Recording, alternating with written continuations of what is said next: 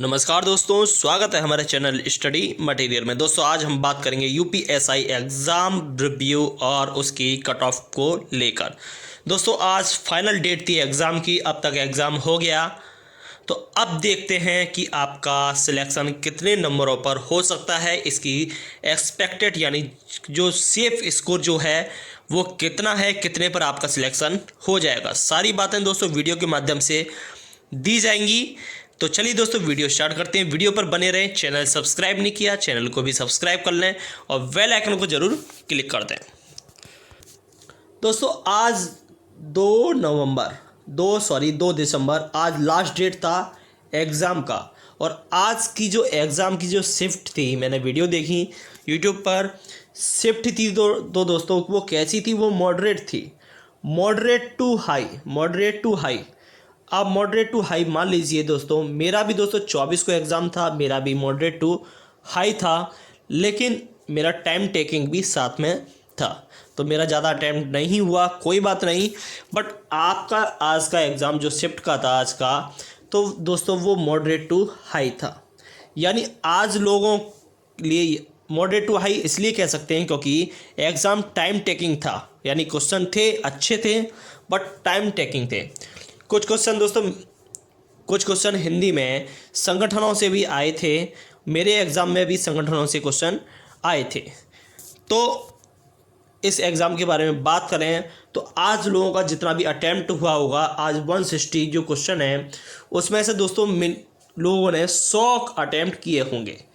100 के करीब दोस्तों खिंचकर मैं बता रहा हूँ, 100 के करीब सही क्वेश्चन 100 के करीब गए होंगे। बाकी का तो दोस्तों पूरा एग्ज़ाम करना ही होता है, तो उसी हिसाब से तो सबने टोटल तो किया होगा। बट जो एग्ज़ाम जो करने का जो टाइमिंग है, जो उन्होंने टाइम मैनेजमेंट में जो किया होगा, वो 100 क्वेश्चन खींचकर किया होगा। यानी बहुत ज़्यादा से ज़्यादा 100 क्वेश्चन। तो इस हिसाब से अब आपकी टोटल कितनी शिफ्ट थी? टोटल आपकी 63 शिफ्ट थी। 21 दिन आपका एग्ज़ाम चला, एक दिन में आपकी 3 शिफ्ट थी, तो इसका गुणा करेंगे तो टोटल कितना हुआ? 63 शिफ्ट। अब दोस्तों इसमें नॉर्मलाइजेशन किस हिसाब से होगा? आपकी कट ऑफ कितनी होगी? आपका कट ऑफ यानी पासिंग जो नंबर है, आपका सिलेक्शन हो पाएगा या नहीं हो पाएगा। इस वीडियो के माध्यम से सारी बातें करेंगे। वीडियो को अंत तक देखें दोस्तों, अभी कुछ जानकारी भी देनी है मुझे। तो एग्ज़ाम जो है आपका जो 160 का स्कोर है, 160 में से आपको सबसे पहले क्या क्या करना था इसमें दोस्तों? पहले तो आपको 14 नंबर 4 पोर्शनों में लेकर ही आने हैं पेपर क्वालिफाई करने के लिए। यानी सब्जेक्ट क्वालिफाई करने के लिए 40 में से इतने नंबर तो आपको लेकर ही आने हैं। किसी सब्जेक्ट में अगर आपके 14 से एक नंबर भी कम हो जाता है तो आपका नॉट क्वालिफाइड एग्ज़ाम माना जाएगा, चाहे आपके 160 में से 140 ही नंबर क्यों ना हो। पहली बात तो ये क्लियर कर लीजिए। तो आपके लिए 14 चौका 56, टोटल कितना हो गया? तो ये हो गया दोस्तों 56। यानी 56 नंबर दोस्तों, यानी सब्जेक्ट वाइज तो आपका 35%, यानी 40 नंबर का एक पेपर था, उसका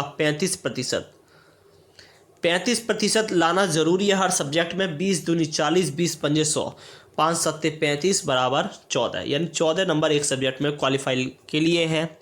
और ओवरऑल अगर हम देखा जाए तो ओवरऑल 50% से नंबर कम नहीं आने चाहिए। यानी 80 नंबर आने चाहिए आउट ऑफ 160,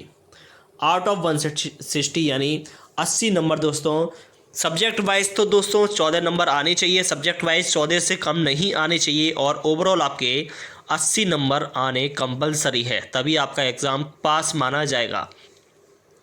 तो बहुत से कैंडिडेट ऐसे हैं जिनका खिंचकर भी दोस्तों 80 नहीं पहुंच रहा। ओवरऑल उन्होंने सब्जेक्ट वाइज तो निकाल लिया, तो उनका खिंचकर नहीं पहुंच रहा।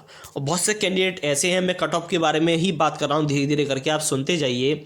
जैसे 4 सब्जेक्ट हैं ये, जैसे A B C D 4 portion थे ना 40 नंबर के।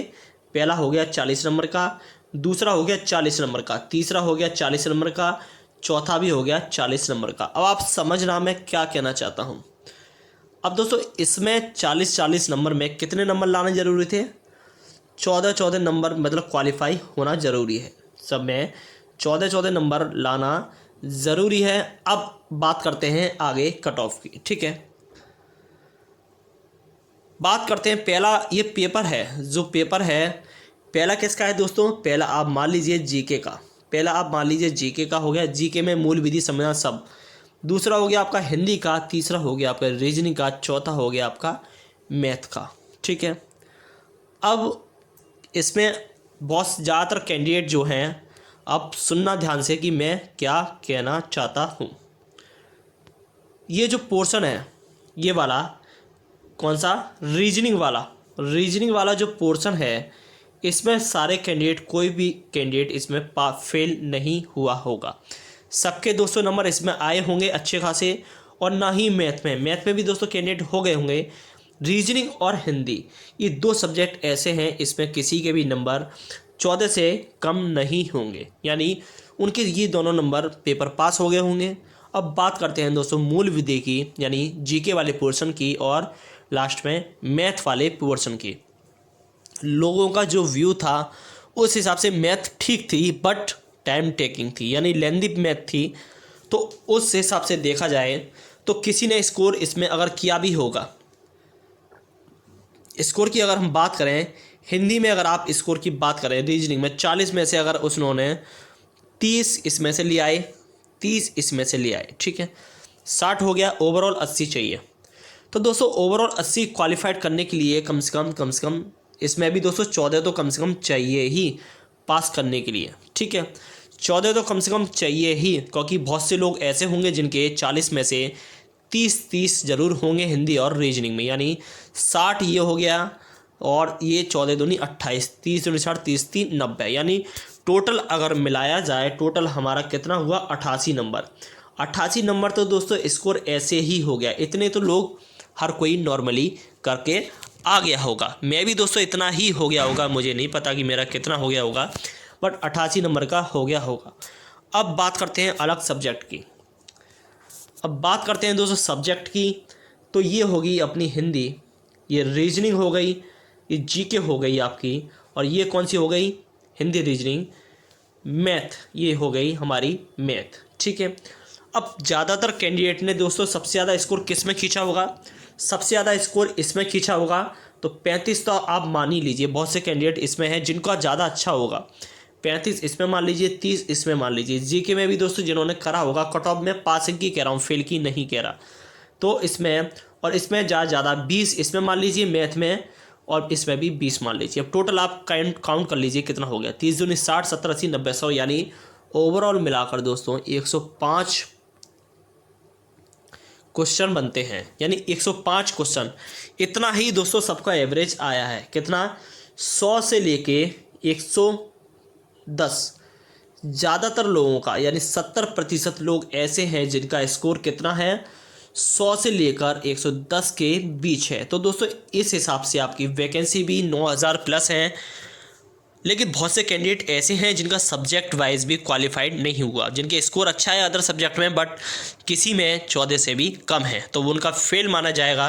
बट 100 से 110 वाले कैंडिडेट बहुत ही ज़्यादा हैं। तो इस हिसाब से जो मेरिट है इसी से थोड़ा सा ऊपर रहने वाली है।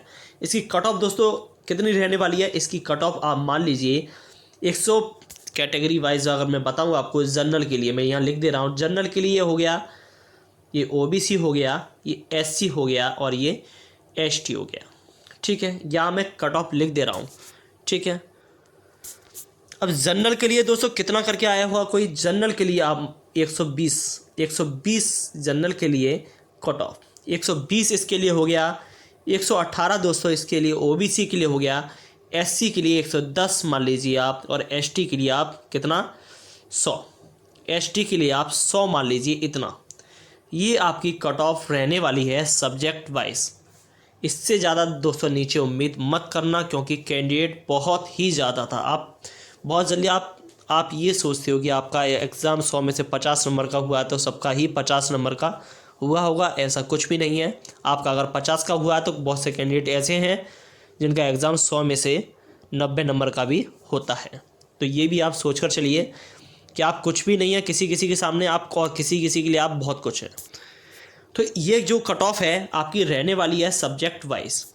इससे ज़्यादा थोड़ा बहुत इसके आसपास 1-2 नंबर ऊपर नीचे होगा सब में, इससे ज़्यादा नहीं होगा दोस्तों। सबका जो एवरेज है जो करने का स्कोरिंग जो करने का एवरेज है वो दोस्तों 100 से, अभी मैंने आपको बताया, 110 के बीच ही ज़्यादातर लोगों का स्कोर है, चाहे वो किसी भी कैटेगरी का हो, चाहे वो किसी भी ऑल कैटेगरी, मैं यहाँ लिख दे रहा हूँ ऑल कैटेगरी दोस्तों 100 से 110 अटेम्प्ट करने वाले हैं।